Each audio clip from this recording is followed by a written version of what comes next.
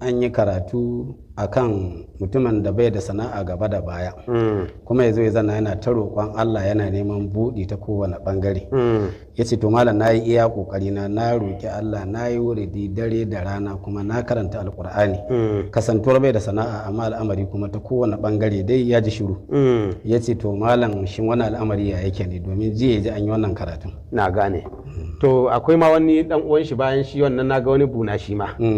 yayi bayani gaskiya ne shi kuma bayanin da ya ce to ka san duk inda aka ce buna ni ina darata shi ina mutunta shi ka san mu masu darasu a cikin gardawa ma to shi buna darajar shi da mutuncin shi daban ne a wurin mu gaskiya ne saboda shi ya narke ne tare da alkur'ani ko da wani lokaci da kaji an ce buna to wanda ya narke ma littafin Allah ya zama bai da wani abu da yake tunani sai alkur'ani kowa ya je ya kwanta bacci shi kuma yana karatu shi buna shi ya gaji sadda zaka je ka kwanta bacci zaka bar shi yana karatu sadda zaka taso kuma shi har ya rintsa baccin nashi dan shi ba zuwa yake waye shimfiɗa tabarma ya miƙe kafa yana nasari ba a'a nan gaban Allah shi yake so ka ke ya dan yi gangidin da zai yi sai ya tashi ya ci gaba da karatun shi amma ba wai da ka ga buna da fulo ƙarya yake ba buna bane to shi yasa buna yana da daraja da kima da mutunci a wurin mu to shi ma wannan buna shi ma tambayar da yake yi cewa to yana daga cikin wanda magana ta zo iri ɗaya kenan malam a suna da bambanci shi abin da yake magana cewa shi yana so yayi kuɗi kuma aikin sa wuridi da karatun alkur'ani da kuma wuridi kullum yace kuma ya dogara da ayat da tace fi buyutin azina Allahu an turfa wa yuzkara fiha ismuhu yusabbihu lahu fiha bil guduwi wal asali rijalun la tulhihim tijaratun wala bai'un an zikrillahi wa iqamis salati wa ita'iz zakati yakhafuna yawman tatakallabu fihi alqulub wal absar yace to me wannan aya ke nufi idan ba zai yi mutum ba sai yayi sana'a komai ba kawai ya ta addu'a to ita wannan aya me take nufi to ita aya kuma ikon Allah ita wannan aya kuma ita ta baka shawara kai sana'a din gaskiya ne ita aya cewa ta fi buyutin azinallahu an turfa'a wa yuzkara fi hasmuhu yusabbihu lahu fiha bil guduwi wal asali su wane ne masu wannan kokarin rijalun wasu mazaje ne to su mazajen nan la tulhihim tijaratun wala bai'un an zikrillahi kasuwanci bai shagaltar da su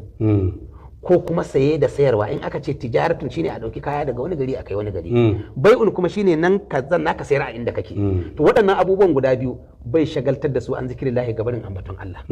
wa iqami salati wa ita'iz zakati ko bai shagaltar da su gabarin sallah da zakka ya khafuna yawman tataqallabu fil qulub wal absar kaga da aka ce wa iqami salati wa ita'iz zakati ya khafuna yawman tataqallabu fil qulub wal absar kenan suna sallah suna zakka suna kasuwanci suna saye da sayarwa to waɗannan abubuwan koda suna yin su to ba su hana su kuma ambaton Allah ko ba gane karatun bane la tulhihim tijaratun kenan suna kasuwancin to shi kasuwancin la tulhihim bai shagaltar da su kwarai kuwa wala bai'un haka saye da sayarwa ma la tulhihim ai ga tijara ta zo in ma baka gane wannan ba cha aka ya ayyuhallazina amanu la tulhikum amwalukum wala auladukum an zikrillah ba ya nuna babu kasuwa ba yayan akwai su amma la tulhikum amwalukum la tulhikum amwalukum kada dukiyoyinku su shagaltar da ku kenan akwai dukiyoyin wala auladukum kuma kada ƴaƴanku su shagaltar da ku an zikrillahi gaban ambaton Allah to shine can sai aka bada shi a sigar labari la tulhihim tijaratun sun yi aiki da wannan ayi kenan la tulhihim tijaratun wala bai'un an zikrillahi wa iqami salati wa ita'iz zakati yakabuna yawman tatakallabu fil qulub wal absar yawman tatakallabu fil qulub wal absar dan haka buna da ya fahimci wannan aya akan haka to shawarar da zan bada shine a ci gaba da kwama allo a ci gaba da rubutu a ci gaba da kwami kuma nan gaba a danyi aure da kayi aure to in kai aure ka haifi ɗaya zuwa biyu to daga nan zaka fahimci shi kuma wannan karatun na sana'a a cikin ayan nan akwai kasuwanci imana shi kuma zan da yake nan yawwa ka gane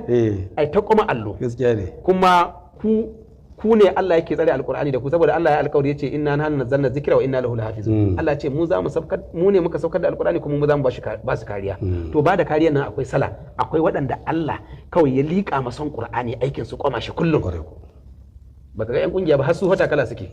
wai sai a ce masu karatun gargajiya haka suke cewa kai kuma kwamin allo da zaka zo ka kwama allo ba kai ma kowa laifi ba ka feka alƙalami ka rubuta qur'ani da ka wasalce kai komi sai ta ce waɗannan yan gargajiya ne Allah akbar kasu su ba wanda ba su